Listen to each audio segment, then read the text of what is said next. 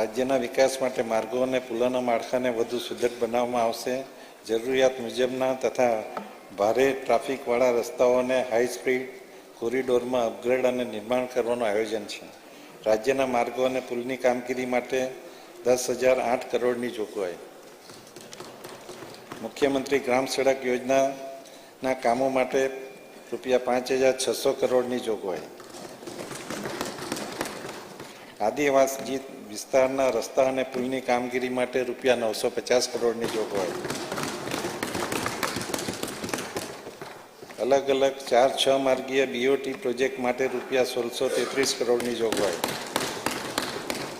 DFCC તથા railway crossing પર overbridge બાંધવાની કામગીરી માટે ₹500 કરોડની જોગવાઈ.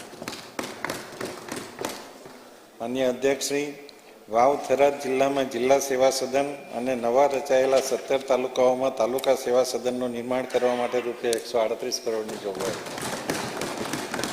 મુખ્ય રાજ્ય ધોરીમાર્ગો પર સલામતી, સુરક્ષા અને ટ્રાફિક પરિવહન માટે ઇન્ટેલિજન્ટ ટ્રાફિક સિસ્ટમ લાગુ કરવા